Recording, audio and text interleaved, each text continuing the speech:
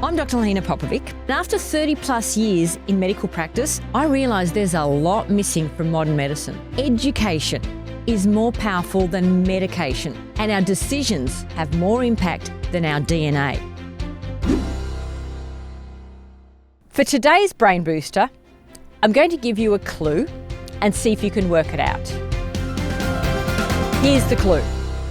Army of caterpillars, band of coyotes, barrel of monkeys, battery of barracudas, bed of clams, bloat of hippopotami, cackle of hyenas, cast of crabs, charm of finches, cloud of bats, coalition of cheetahs, colony of ants, congregation of alligators, crash of rhinoceri, culture of bacteria, drove of bullocks, fever of stingray, flock of birds, gaggle of geese, gang of buffalo, harem of seals, herd of elephants, horde of crows, intrusion of cockroaches, leap of leopards, mob of kangaroos, murder of magpies, pack of dogs, parliament of owls, pod of pelicans, prickle of porcupines, pride of lions, quiver of cobras, rumba of rattlesnakes, school of fish, scurry of squirrels, skulk of foxes, smack of jellyfish, swarm of bees, tower of giraffes, troop of apes, wake of buzzards, warren of rabbits, wisdom of wombats, herd of zebras, and community of people. What am I trying to say? The brain is a social beast. The brain loves company. It thrives on connection and social interaction. We underestimate the enormous boost to our brain and body on multiple levels, in multiple ways, when we connect and communicate with another human being in a meaningful and uplifting way. The most powerful health hack, even though I hate the concept of health hack, so let me use a different word. The most powerful health intervention that most of us are underusing is not a pill, powder, potion, or lotion. It's not a diet, a superfood, or a supplement. It's not an exercise bike, a wearable device, or a yoga pose. It's other people. So today's brain and body booster is to build good relationships in every area of your life. Home, work, friends, neighbours, and even people you only occasionally come into contact with, like the person who serves you coffee or the teller at your grocery store. That doesn't mean you need to have deep and meaningful conversations with your barista. It just means that even exchanging pleasantries with people is good for our health. And since I have to use alliteration to make the Brain Booster more catchy and memorable, today's Brain Booster is family first, foster friendships, cultivate comrades, create community, connect and converse, and speak to strangers. That's one thing your mother got wrong. Do speak to strangers, not strangers in dark alleys, but when you're in a safe place, like a bus or park bench or aircraft or Uber. The interaction will boost your brain and their brain. Because in every race, culture, and socioeconomic group studied, supportive social connections protect us from dementia, buffer us against depression, reduce anxiety and stress, improve the functioning of our immune system, and raise our capacity for learning and problem solving. So what exactly constitutes good relationships and supportive social connections? Because we have so many different kinds of relationships in our lives. Do they all count? Yes, they all count. Even brief encounters boost our brain, assuming they're pleasant ones. Do some relationships matter more than others? Yes, of course. So let's delve into them. If you had to list the 5 most important people in your life, who would they be? Most of us immediately think of a partner, a child, a sibling, a best friend, and they deserve that status. But there are also other important people in our lives that we don't realise are important to our well-being, and they include the neighbour who waves every morning, the colleague who checks in after a tough meeting, the barista who knows your name. Every layer of our relationship ecosystem matters to our physical and mental health, not just romantic love or close family. Because we're not built with a single attachment line. We're built like trees in a forest with deep roots and wide branches. And every part of the tree strengthens the whole. So, broadly speaking, we can think of our relationships in 4 layers. And let's use the analogy of the tree. The deepest layer, our roots, is the intimate relationship with a spouse or partner, if you have one. The trunk of our tree is our close family and best friends. They're people we confide in. And in many cases, a person from this group can provide the brain-boosting benefits of a partner if you're not in an intimate relationship. The branches are our regular social ties, colleagues, neighbours, pickleball partners, yoga class members. And the leaves represent our weak ties, brief interactions, acquaintances, strangers, people with whom you just have a short casual conversation. And each part of the tree, the roots, the trunk, the branches, the leaves, plays a distinct role in enhancing our health. Let's look at how. Our closest relationship, often a partner, acts as our primary nervous system regulator. That means that relationship is central to helping us balance our ability to respond to stress by rising to the occasion, and it balances that with the ability to return to a state of calm. And when that relationship is secure and supportive, something remarkable happens to our physiology. Our blood pressure, stress hormones, and inflammation all go down. And as a result, people in high-quality marriages have less heart disease and recover better after an illness. Good relationships don't just protect our hearts emotionally. Good relationships also protect our hearts physically. But it's not just about having a partner, it's about being in a relationship that makes you feel emotionally safe. And that is the key word, safety. Research shows that when people hold someone's hand that they trust and know cares about them, their brain is less reactive to a stressful event. The brain's threat response, our flight or fight system, calms down. Intimate relationships also provide meaning, purpose, and accountability for looking after ourselves. Partners encourage doctor visits. They remind us to take prescription medications. They notice mood shifts. And even just these small practicalities all add up to make a positive difference to our health. But, and this is an important caveat, poor quality intimate relationships can have the opposite effect. Chronic conflict increases inflammation, weakens our immune system, to the extent that married couples who have more arguments also get more coughs and colds and are more likely to get the flu every year. And, no surprise, if you're in a toxic relationship, you're much more likely to get depressed. A lot of the time, a person who is depressed doesn't need a drug, they need a divorce. But that's a whole other topic for another time. So that's our closest relationship, the root of our tree. Then we have close friends and family members who serve a slightly different function. They're the trunk of our tree. They're our emotional processing partners.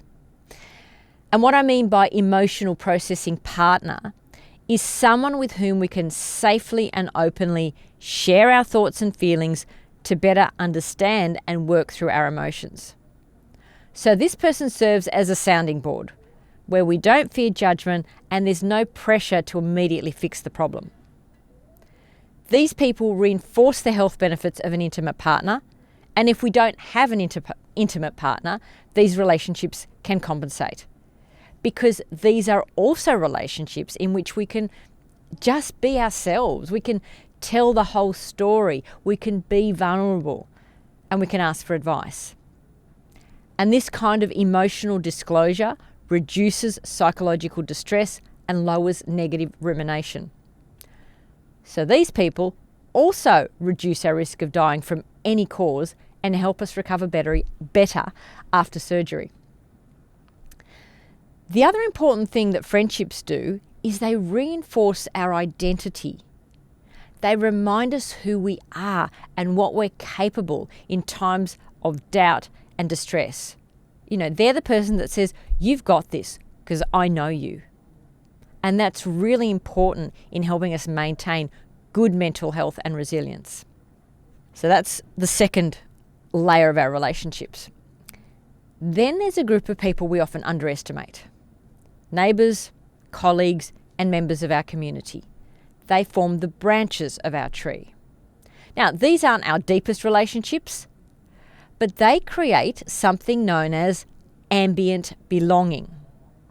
That's just a fancy way of saying you feel that you fit into a place. You belong. You're where you should be, based on subtle environmental cues. And these environmental cues are, say, a neighbour offering to water your plants while you're away. A colleague saying, good to see you, how was your holiday? Having someone smile at you while you're walking your dog. Or simply recognising friendly faces as you stroll through your local park. And ambient belonging is another factor that contributes to our brain registering safety. So again, these people lower our anxiety and depression, while simultaneously improving our self-esteem and our motivation to be our best. And it all works on a subconscious level, which makes it all the more powerful. And this is particularly significant in the workplace, where having supportive colleagues reduces burnout and massively increases job satisfaction. Research has even found that ambient belonging improves the quality of our sleep, lowers our blood pressure, and induces high rates of self-reported well-being. We don't know why, we just feel better when we belong. Now, on the flip side, bullying has profoundly harmful biological consequences. Animal studies show that repeated social defeat stress increases the permeability of the blood-brain barrier. Now, there's two things here I need to define. Social defeat stress, abbreviated SDS. It's a model used in psychology, usually with mice and rats, to test the impact of being defeated or subordinated by a peer. So it's comparable to a human being bullied. And that kind of stress punches holes in the animal's blood-brain barrier. In other words, it has physical effects. Because the blood-brain barrier is a physical barrier. It's between the brain's blood vessels and the cells and other components that make up brain tissue. So only very selective things can move from our bloodstream into our brain. And the purpose of the blood-brain barrier is to allow essential molecules like oxygen and nutrients into the brain and harmful entities like bacteria, viruses and toxins out of the brain. So the blood-brain barrier is like a row of security guards protecting our brain. And bullying has the effect of beating up the guards so they can't shield our brain from bad elements. And loss of that shield, the blood-brain barrier, contributes to neuroinflammation, depression, and cognitive impairment. Social trauma is not just emotional, it is physical. And the fourth group that make up the leaves on our tree are people we don't even know, but who give us micro brain boosts through fleeting casual interactions. Short friendly conversations with a cashier, Uber driver, fellow dog walker. They increase our daily happiness and feelings of connection. It's such a small thing, but it's nonetheless an uplifting moment, a little blip. And let's face it, our entire lives consist of moments strung together. Life is just one blip after another.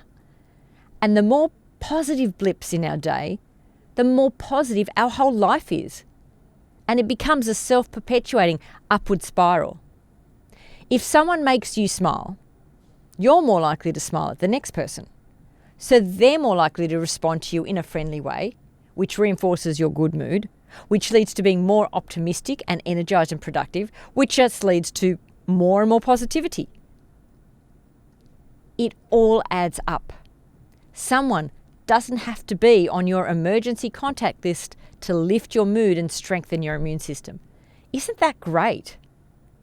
And remember, positivity is in and of itself a powerful brain booster. Feeling any positive emotions. Contentment, gratitude, calm, curiosity. It doesn't have to be bouncing off the walls happiness. Even subtle positive emotions increase our resilience and our mental capacity. I'm sure I've said it in a previous podcast, but it's worth repeating. When we're in a positive state of mind, we're more creative, we're better able to see the bigger picture, and we're less likely to feel stuck in a rut. Positive emotions also improve the functioning of our immune system and lower our reactivity to potentially stressful situations. Think about how differently your morning feels if you receive a compliment when you order your coffee.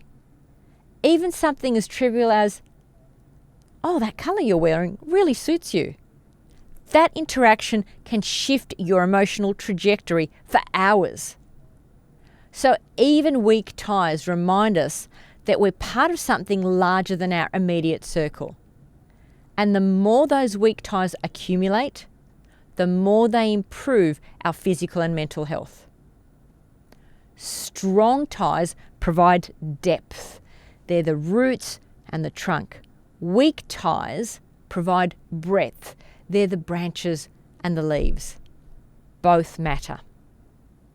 You don't need everyone to know your secrets, but you do need to feel that you exist within a network, within a forest, because we're exquisitely sensitive to social exclusion, even subtle exclusion. Someone you know doesn't acknowledge you in the supermarket, probably because they simply didn't see you, but you start thinking, did I inadvertently offend them the last time we were together? That experience activates the same brain regions as physical pain. In contrast, regular, relaxed social contact protects us from that social pain system becoming chronically activated. And everything I've said, all of this is supported by mountains of research, specifically in relation to dementia. Swedish scientists tracked more than 1,200 elderly people for 3 years during the late 1990s and found that those who reported satisfying social contacts were 40% less likely to develop dementia than those with few or unsatisfying relationships. Other studies show that high levels of positive social interactions can reduce memory loss by up to 50%. Do we have a drug that comes close to that kind of benefit? Not a chance. In 1945, in what's now regarded as a legendary observation, because it was, a Canadian psychologist, Donald Hebb, took home a group of young laboratory rats and let his children play with them like pets. This gave them a richer, more stimulating environment than the standard laboratory rats that had been left in cages. When he later returned the home-reared rats to the lab and tested them on problem-solving tasks such as finding their way through a maze, the pet rats consistently outperformed their cage-reared counterparts. They showed superior learning and greater behavioural flexibility. And behavioural flexibility is a good thing because it means an animal or human is good at dealing with change and modifying their approach when circumstances call for something to be done differently. So it means the rats were better at adapting to new information, better at solving problems, because they didn't stick to rigid, no longer relevant ways of doing things. And this suggested that a more enriched, socially and physically stimulating environment during development enhanced cognitive ability later in life. And even though Hebb's informal home rat observation wasn't formally published as a full paper at the time, it became extremely influential because it inspired the scientific field of environmental enrichment. That means researchers started to explore how varied physical and social environments with more stimulation, opportunities for exploration and social interaction can change our brain anatomy and function. And that ability of our brain to change in response to its environment is called neuroplasticity. Subsequent work by other scientists like Mark Rosenzweig in the 1960s went on to show that rats raised in enriched environments had thicker cerebral cortices, I'll explain what that means in a moment, greater synaptic branching, i.e. more connections between brain cells, and enhanced learning performance compared with rats raised in bare cages. And this really firmly established that our experiences shape our brain throughout life. Once again, that is called neuroplasticity. And it sounds so logical. But when I was in medical school, I was taught that the brain we're born with, we're stuck with. That the brain is the only organ that can't regenerate or repair itself. That once you've had a head injury and damaged brain cells, you'll never recover.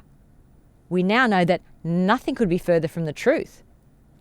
But it doesn't happen without targeted interventions that address the lost functions. So the message is, it's never too late to improve your brain in a whole range of different ways. And good relationships is right up there at the top of the list. Now, it's worth digressing for a moment to explain the term cerebral cortex, plural cortices, because you'll hear me mention the cerebral cortex, or just cortex, a lot in this podcast. So the cerebral cortex is the outermost layer of our brain, like the bark of a tree. And it's where the most sophisticated thinking and higher order brain processes happen. It's also often referred to as grey matter, and it consists primarily of the cell bodies of neurons, neuron being a type of brain cell. And the cerebral cortex is only about 2 to 4 millimeters thick, so it's very thin. It's a very thin surface layer. But the thickness isn't uniform across our brain because it varies depending on the functional area of the brain that it covers. Having said that, a thicker cortex in any given region of the brain generally, not always, but generally means more brain cells, better connections known as synapses, and a healthier, more robust brain infrastructure. And that translates into higher overall intelligence and better emotional and physical health. So the fact that the socially stimulated rats developed a thicker cerebral cortex was great for their brain health and enabled them to outperform their peers in everything they were tested on. Now, in terms of human relationships, how does interacting with others boost our ability to solve problems? It's actually very practical. It's through OPM. That's an acronym for other people's minds. Here's how it works. If you're feeling stuck or you can't see a solution to a problem, talk to people who don't have your knowledge and expertise on the subject, or who don't even necessarily know what you do. If it's a work situation, get friendly with people in other departments or completely different lines of work and invite them to provide their perspective and input, even if it's just them asking you questions. Because if you're communicating with someone who knows little or nothing about your area or issue, it means you have to explain the problem in simple terms. Like you might need to resort to an analogy to enable the other person to understand. And analogies and abstractions take your brain out of its rut and open up new creative channels. So we see the situation in a new light and new solutions start to emerge. Secondly, if everyone working on a problem speaks the same language, then everyone has the same set of assumptions and the same set of biases and the same blind spots, And it's really difficult to think outside the box. So bringing an outsider into the discussion can trigger a whole new way of thinking about an issue that the in-group wouldn't have thought of. Okay, in another fascinating study, and I just love this one, participants were asked to judge the steepness of a hill.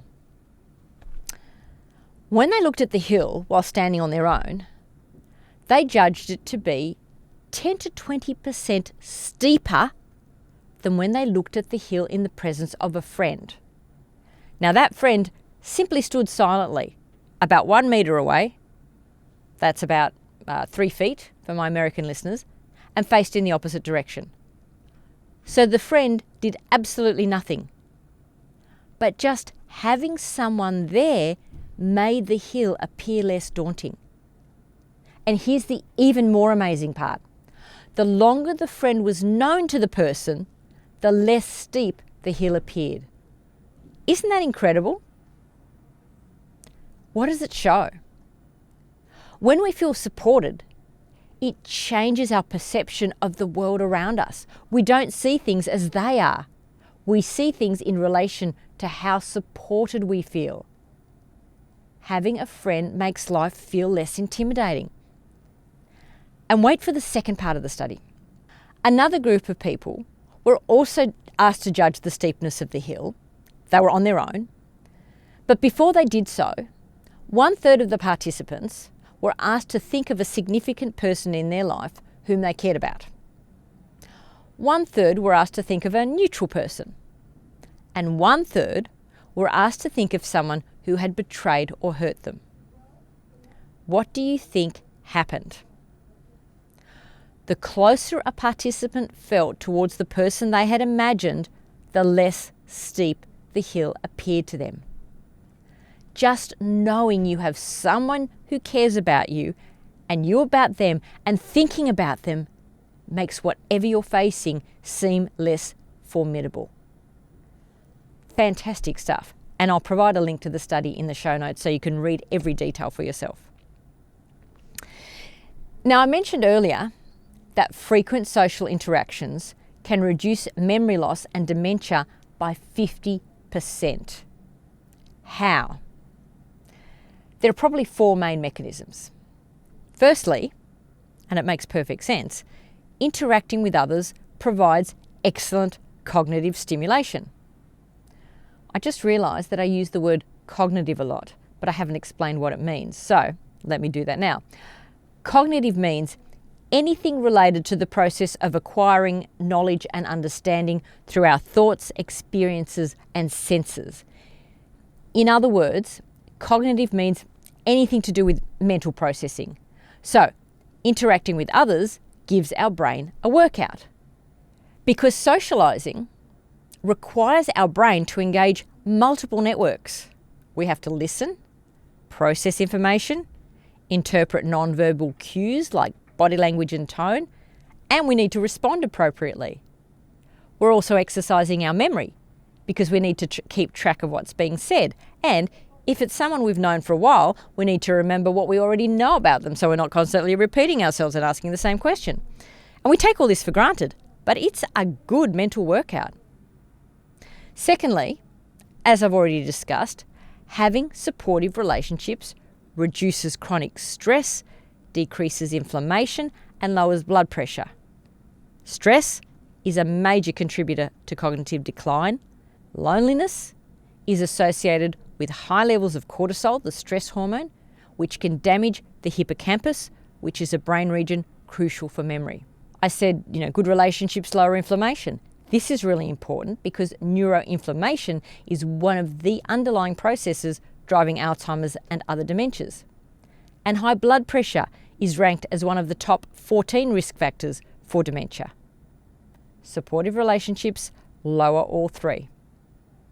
Thirdly, when we have other people in our lives, we tend to get out more and do more. And the more actively we engage our brain and the more different ways we use our brain, the bigger, the more effective, and the more resilient it will become. This is known as creating cognitive reserve. And cognitive reserve is a really, really important concept because cognitive reserve refers to your brain's ability to improvise and find alternative ways of doing something if it's been damaged or has started to develop the physical changes seen in Alzheimer's. For example, a person can have a PET scan that shows a build-up of amyloid plaques, which are characteristic of Alzheimer's disease, and yet, despite the presence of these amyloid plaques, the person doesn't have any symptoms. That's because their brain has created other pathways that enable them to compensate for the areas that have been infiltrated by the amyloid and been damaged. You could think of it like having a second bank account. If you run out of money in one account, you can still draw money from the other account. And all the brain boosters I share with you each week serve to build up your cognitive reserve. That's the beauty of it. Throughout our life, we can just keep building it up and building it up and building it up. So keep putting money into that savings account by doing the brain boosters. And if you don't even need the backup bank account, it doesn't matter because having greater cognitive reserve enables your brain to function more effectively in the here and now. Now, just for completeness, another term you might come across is brain reserve. Now, brain reserve is totally different from cognitive reserve because cognitive reserve is about how well your brain is functioning, while brain reserve refers to the physical dimensions of your brain, i.e., the size and volume of your brain, the number of brain cells you have, and the density of the connections between brain cells. So if you think about it, brain reserve is analogous to hardware and cognitive reserve is like software. Okay, the fourth way that good relationships protect us from dementia is by improving our mental health. Social isolation and loneliness are strong risk factors for depression, logical, which is directly linked to an increased risk of dementia. And really importantly, other people give us a sense of safety, belonging, and purpose, which is also crucial for good brain health. So, give your brain a reason to stay sharp, and it will. And to restate today's brain booster in a memorable way, family first, foster friendships, cultivate comrades, create community, connect and converse, and speak to strangers. Today's health headline follows straight on from where today's brain booster left off. The headline is a really, really important one. People are more powerful than pills. I know I've just spent a considerable amount of time discussing this already, but it is such an important subject that I want to go deeper. Because I found that it takes a long time for the fact to sink in that good relationships are more important for good health than diet and exercise. They're not even equally important. They're not a nice to have. They're not just about a more enjoyable way of life. Study after study has shown that good relationships are the number one way to improve our health, happiness, and longevity. Hands down. And it took me a long time to get my head around that. Good relationships in midlife, that's 40 to 60, are a greater predictor of good brain health as we age than cholesterol level and obesity. Stop and think about that.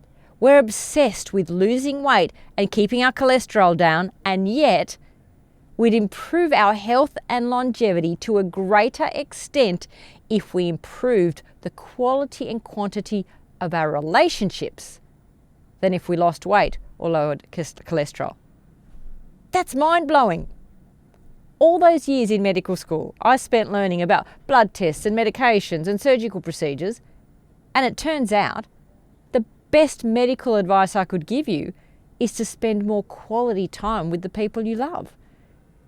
If you want to improve your health, first and foremost, improve your relationships. Imagine it's 2 a.m. and you wake up with a sharp pain in your chest. Your heart is racing, your mind is racing even faster. What's the question that matters most in that moment? That question: is there someone you can call in addition to an ambulance? Not someone who might reply tomorrow, someone who would answer straight away and want to be there for you. Or someone who lives with you and cares about you, not just goes through the motions. Because people are more powerful than pills. If you have a heart attack, technically referred to as a myocardial infarction, you are 2 to 3 times more likely to die within a year if you feel that you have little social support and only a few friends you rarely keep in touch with, compared to someone who has a loving partner, friends who regularly check on them, and neighbours who bring dinner when they know you've had an exhausting day. Those people, and you don't even need all of them, just having some of those people in your life and feeling supported triples your chances of survival after a heart attack. What's more, a large review of the research to date shows that people with poor social relationships have a 29% higher risk of developing heart disease in the first place and a 32% higher risk of stroke. That's a massive increase. There is no medication on the planet that improves your health as much as good relationships. And remember that by relationships, I mean the full spectrum. Intimate partner, immediate family, extended family, close friends, casual friends, work colleagues, neighbours, people you meet up with in community groups or book clubs, even those micro interactions with strangers, like a chat with an Uber driver or someone sitting next to you on the train. Every positive social encounter counts towards better health for both of you. One of the earliest observations of the power of community came from the town of Roseto in Pennsylvania in the 1950s. Actually, let's go back even further. Once upon a time, and this is a true story, there was a town called Roseto Val Fortore, Valley of the Fortore, 160 kilometres southeast of Rome. And the town still exists, and my apologies to any Italians for my inept pronunciation. Now, for centuries, the townsfolk worked in marble quarries or cultivated the fields. And apparently their days were long, they were hard. And so in January 1882, 10 men and 1 boy set sail for New York in search of a better life. After an uncomfortable first night sleeping on the floor of a tavern in Manhattan's Little Italy, they travelled west to Pennsylvania, where they found work in slate quarries. Apparently, this was an improvement on their life in Italy, so they sent word back to the fatherland, and soon there were waves of migrants from Roseto to Pennsylvania. And what they ended up doing was buying land on a rocky hillside, and by the early 1900s, they had recreated the town of Roseto in Pennsylvania, and they even named it Roseto. And that means, they still spoke Italian. They maintained a traditional way of life. If you landed there from a helicopter, you'd think you were in Italy. One day, in the mid-1950s, a doctor named Stuart Wolfe, who was a physician from Oklahoma, he came to give a lecture near Roseto. And afterwards he had a beer with a local doctor who told Dr. Wolfe that he hardly ever saw someone from Roseto under the age of 65 with heart disease. The people of Roseto lived a long, healthy life and then just died of old age. No heart attacks, no strokes, no stomach ulcers. Now, this was a time when there were no cholesterol-lowering drugs, no stents, no bypass surgery, and heart attack was the leading cause of death in America, especially in under 65-year-olds. Why were people in Roseto not dying of heart attacks like the rest of America? In fact, death from any disease was more than 30% lower in Roseto than in the rest of the US. Not only that, there was no alcoholism, no drug addiction, no suicide. So, Dr. Wolfe had to discover the secret to Roseto's enviable good health.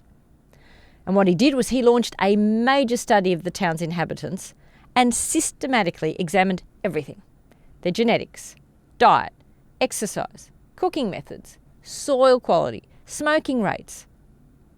Nothing stood out. In fact, they smoked heavily, they didn't go to the gym, and many of them were actually overweight. So he called in a sociologist, John Brune, and asked John Brune to look at other lifestyle factors. Was it meditation, yoga? Hardly. Still nothing. These people were dying of old age, not disease. This was so different to the rest of the US, where the majority of people died of an illness. One evening, as the two doctors were strolling through the town, still baffled, they saw the answer.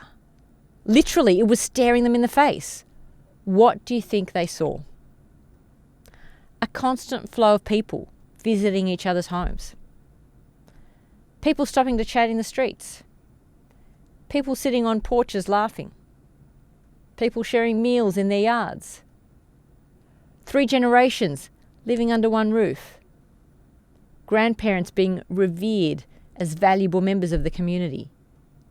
And 22 civic organisations in a population of less than 2,000 people. If you're not familiar with them, a civic organisation is a non-profit voluntary group formed by citizens to address community needs, enhance social welfare, or influence public policy. So civic organisations basically promote the common good through collective action, and they make people feel valued, heard, and empowered.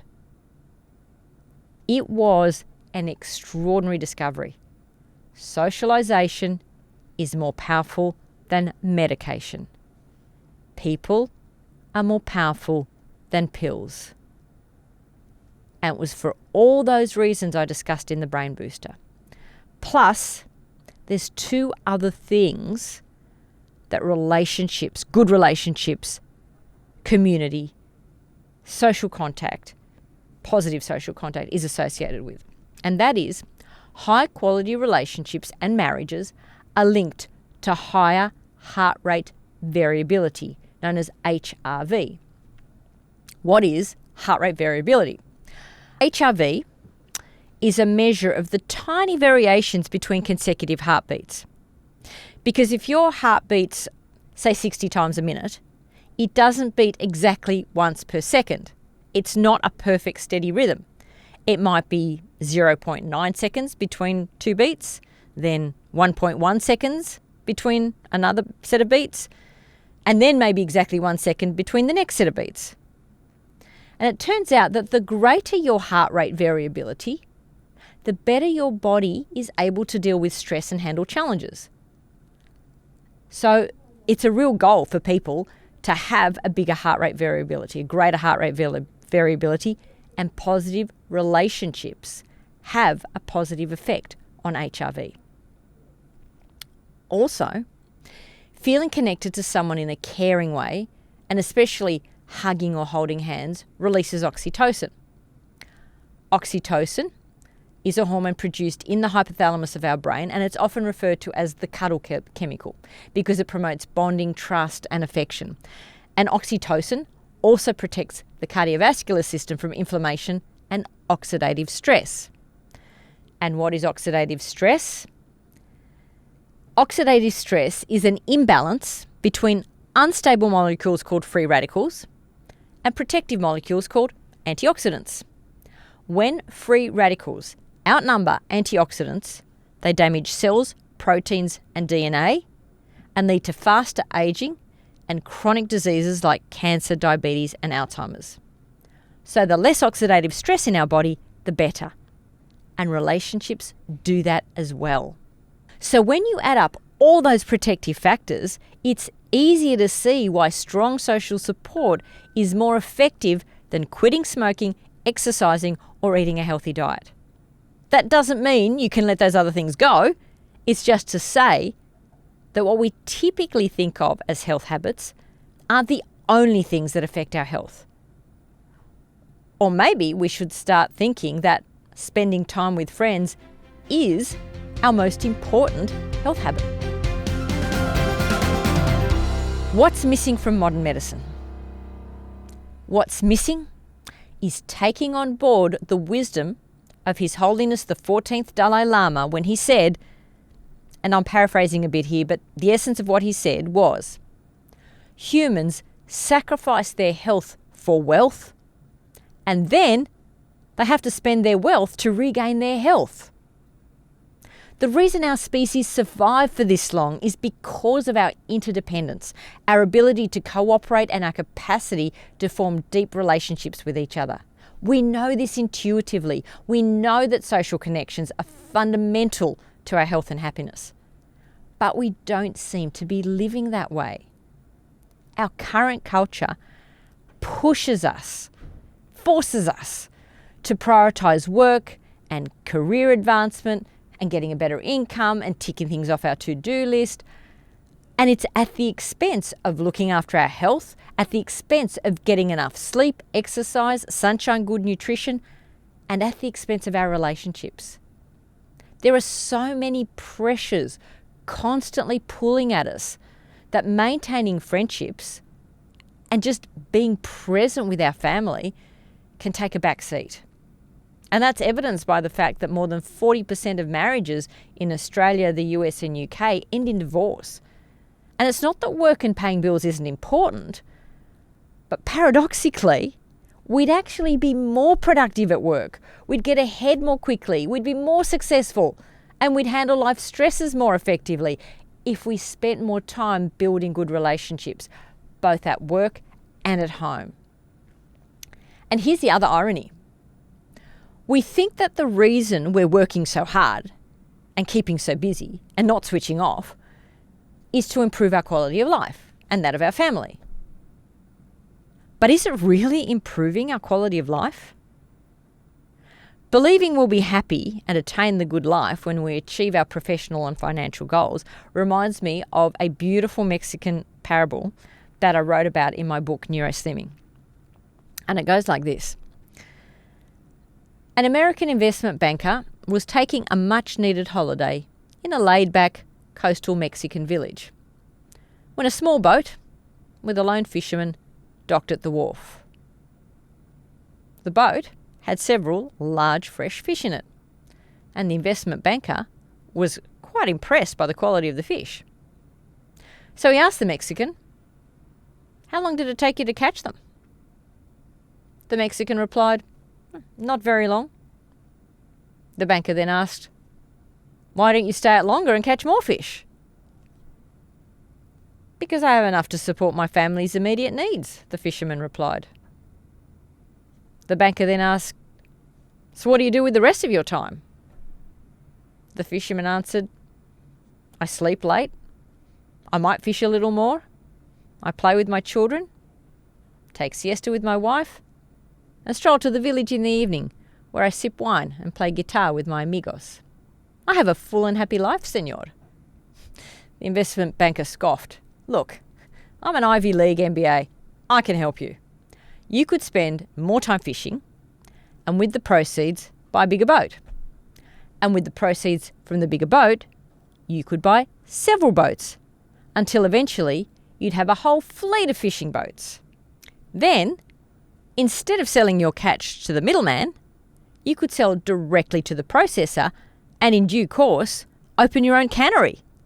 From there, you could control everything, the product, processing and distribution." Then he added, "Of course, you'd need to leave this small coastal fishing village and move to Mexico City because that's where you'd run your growing enterprise." The fisherman asked, "But senor, how long will all this take?" To which the banker replied, 15 to 20 years. "And then what?" asked the fisherman. The banker laughed and said, "That's the best part. When the time is right, you'd announce an IPO, an initial public offering, and sell your company stock to the public and become very rich. You could make millions." "Millions, senor. Then what?" "Then you'd retire," the American replied. "You could move to a small coastal fishing village where you'd be able to sleep late, fish a little, play with your children, take a siesta with your wife, and stroll to the village in the evening where you could sip wine and play guitar with your amigos." This story really made me do a double take on my own life. How often have I been so insanely busy trying to achieve something that I've actually lost sight of what it's all for. And that maybe I already have what I'm ultimately striving for, or could have, if I simply stopped long enough to appreciate it. Today's weather report is from Jenny in North Sydney. Hi, Dr. Helena. My question is, I've heard that loneliness is as damaging as smoking 15 cigarettes a day. I'd like to know whether this is actually true. I'm an introvert and I like spending time alone. I'm happy in my own company, but I'd like to know whether I should force myself to become an extrovert for the sake of improving my health. Thank you so much, Jenny. They are really, really good questions.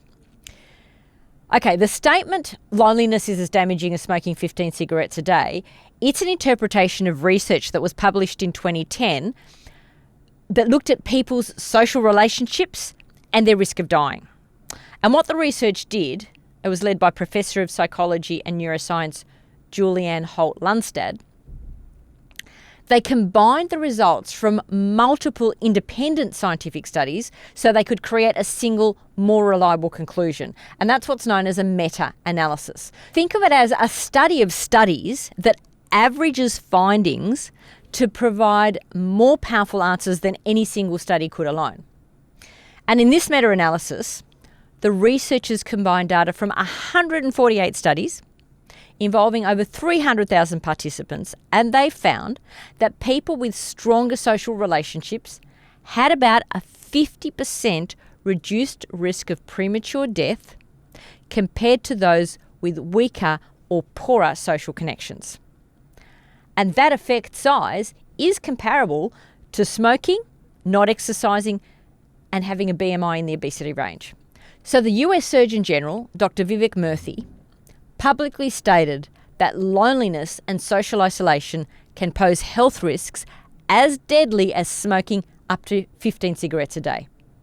And what he was trying to do was to convey that the health risks of chronic loneliness and social disconnection is really serious and roughly in the same ballpark as smoking. So it's an analogy, it's not a direct comparison that loneliness, social isolation, if you don't want to be isolated, is really, really damaging to our health and as bad as smoking. As for whether introverts should become extroverts, no. Firstly, loneliness and social isolation are not the same thing. We often use the words interchangeably, but we shouldn't because they're quite different concepts. Social isolation is an objective measure of how many people you see and interact with, whereas loneliness is the feeling that your social needs are not being met. You can be surrounded by people at a party, in a marriage, in an office, and still feel profoundly lonely. And you can live alone, spend hours in solitude, and feel completely content and connected. So loneliness is not about quantity, it's about perceived connection. And what damages our health isn't simply being alone, it's feeling alone. And where introversion comes in, it's just a personality trait. It simply means that you like to recharge alone. Introverts often find large social gatherings really draining. They prefer depth over breadth in relationships. There's absolutely nothing wrong with that. The key question isn't how much time do you spend alone? The key question is, do you feel connected when you want to feel connected? An introvert with 2 meaningful relationships who feels understood and valued is not at all at risk of poor health because they skip parties. Loneliness is about unmet social needs. It's not about social volume. A good analogy would be, think of it like nutrition. Some people, like me, eat 2 large meals a day. Other people prefer small, more frequent meals. Everyone needs some nourishment, but how you get it is up to you. So, introverts do not need to become extroverts to be healthy. They just need relationships that feel authentic and fulfilling. One final fascinating point about loneliness is that our brain registers loneliness as physical pain. What I mean by that is, in landmark neuroimaging studies, researchers placed participants in functional MRI scanners and exposed them to social rejection. For example, they were excluded from a virtual ball tossing game. And when participants felt socially excluded, their brains lit up in two key regions that are also active during physical pain. And those key regions are the dorsal anterior cingulate cortex, abbreviated DACC, and the anterior insula. And the DACC isn't just about the sensation of pain, it sends the message, this is bad and this matters. So when someone is rejected or feels lonely, the DACC activates in a similar way to when they experience physical pain, physical injury. Meanwhile, the anterior insula contributes to that really unpleasant, visceral quality of pain, whether that pain is from a cut on your hand or exclusion from a group. So when someone says, that hurt, after being rejected, technically or neurologically, they are right. The brain processes social pain using overlapping circuitry with physical pain. Now, why would that be? For most of human history, social disconnection was not just emotionally uncomfortable, it was life-threatening. The only way we survived was in groups. So loneliness evolved to be a biological signal to drive us to connect for our survival, just as hunger drives us to eat. The purpose of acute loneliness is to motivate us to call someone or seek support or repair a relationship or join a group. So think of loneliness, it's not a bad thing. It's an evolutionary compass that points us back towards one another. However, when loneliness becomes chronic, things can start to derail because it starts to affect our perception. Research shows that when people feel lonely, they become more vigilant for social threat. And what that means is they're more likely to interpret neutral expressions as negative. They're more likely to assume that they've been rejected when that wasn't the person's intent at all. So that makes them withdraw, even slightly, to protect themselves. And that small withdrawal reduces positive social experiences, which increases loneliness, which increases vigilance, which becomes a negative feedback loop. That's why loneliness can really intensify over time. Not because someone lacks people, but because their nervous system is now constantly on guard. So being an introvert is fine, as long as you're fine with it, as long as you're happy. As you don't need to be the life of the party. You don't need 500 friends. You don't need to transform your personality. You simply need enough connection to keep your nervous system calm, to keep feeling safe and to maintain a sense of belonging. You need enough to feel seen, feel valued, feel that you matter. Because human beings are wired for belonging. On the flip side, if you felt lonely for a long time, recognize that your nervous system could be on higher alert than it needs to be, and your nervous system is what's getting in the way of you connecting with others. Don't interpret your hesitancy to connect as a flaw. It's a nervous system adaptation and it can be retrained. Obviously, you just start with an interaction that feels really safe. Talking to your hairdresser, joining a yoga class, volunteering, simply saying hello to your neighbour, whatever feels safest to you. And then just keep building from there, little step after little step. The person who moves mountains begins by carrying away small stones. Please note that this podcast is for general information purposes only. It does not constitute medical advice and is not intended to provide specific guidance for any particular situation. The use of this information is at the viewer and listener's own risk and is not a substitute for consulting a healthcare provider.